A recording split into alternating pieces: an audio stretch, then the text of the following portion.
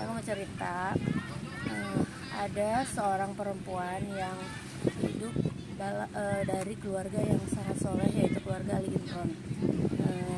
Dia bernama Siti Maryam. Siti Maryam ini dia dibelajarkan dan diasuh sejak kecil oleh pamannya yang seorang nabi, yaitu Nabi Zakaria.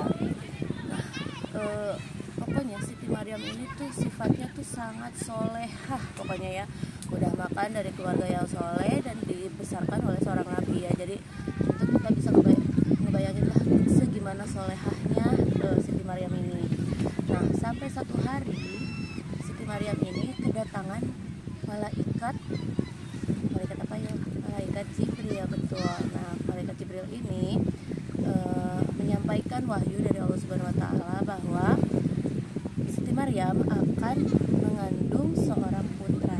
Di situ Siti Maryam sangat terkejut karena bahkan dia tidak pernah bersentuhan dengan seorang laki-laki pun. Bagaimana mungkin dia bisa mengandung seorang putra? Namun karena keimanannya, akhirnya Siti Maryam menerima dan dia sangat bersyukur karena Allah sudah mempercayakan dirinya untuk mengandung seorang putra. Bahkan yang datangnya langsung malaikat Jibril kan.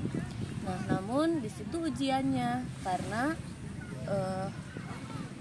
Siti Maryam ini hamil tanpa ada laki-laki yang bertanggung jawab atau nggak ada ayahnya gitu. Jadi orang-orang di sekitar tuh memikir bahwa Siti Maryam ini sudah melanggar norma gitu. Padahal kan ini tuh titipan dari Allah Subhanahu wa taala. Namun karena keimanan dan kesabaran Siti Maryam terus saja tidak henti-hentinya meminta ampun, minta tolong kepada Allah Subhanahu wa taala, dan dia percaya bahwa apapun yang diberikan oleh Allah itu pasti adalah hal yang terbaik gitu kan.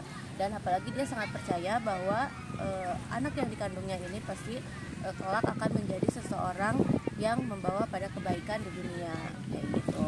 Nah, lalu di satu malam nih ketika sedang sangat sepi gitu, Siti Maryam kesakitan karena dia akan segera melahirkan.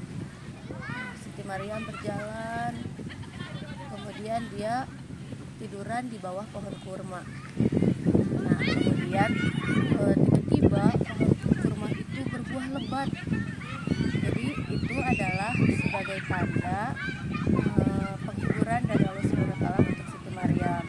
Selanjutnya, bahkan dari bawahnya Siti Maryam itu keluar mata air.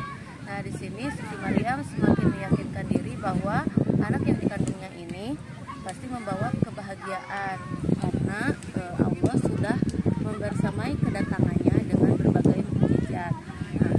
Nah, kemudian lahirlah